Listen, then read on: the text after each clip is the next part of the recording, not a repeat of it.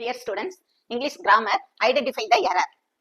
இதுல தோ பட் இந்த ரெண்டு வேர்டும் ஒரே சென்டென்ஸ்ல இருக்கக்கூடாது. அதே மாதிரி அஸ்ஸும் சோவும் இந்த ரெண்டு வேர்டும் ஒரே சென்டென்ஸ்ல இருக்கக்கூடாது. வாங்க எப்படின்னு பார்ப்போம். எக்ஸாம்பிள் ஃபர்ஸ்ட் ஒன், தோ he was hungry but he did not eat. இதுல பாருங்க, இந்த சென்டென்ஸ்ல தோவும் வந்திருக்கு பட்டும் வந்திருக்கு. இப்ப இதுல ஏதாவது ஒன்னை யூஸ் பண்ணி தான் நம்ம எழுதணும். நீங்க தோவை யூஸ் பண்ணீங்கன்னா பட்டை எடுத்துருங்க. தோ he was hungry,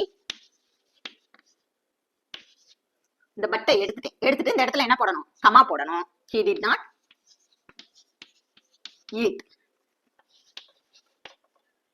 அடுத்த மாடல், இல்ல தோவை எடுத்துறோம் அப்படின்னா, இந்த தோவை எடுத்துட்டீங்கன்னா இங்க என்ன இருக்கு, he இருக்கு. அப்ப ஸ்மால் லெட்டர்ல இருக்கு, நீங்க என்ன செய்யணும், கேபிட்டல் லெட்டர் போடணும். he was hungry but he did not eat.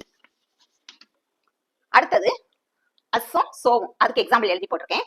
as it rained heavily so he did not go out. இதுல பாருங்க, அஸ்ஸும் வந்திருக்கு சோவும் வந்திருக்கு. நீங்க ஏதாவது ஒன்னை யூஸ் பண்ணி எழுதணும், ஒன்னை ரிமூவ் பண்ணிடணும். அஸ் வச்சு எழுதினீங்கன்னா என்ன செஞ்சிருங்க, சோவை எடுத்துருங்க.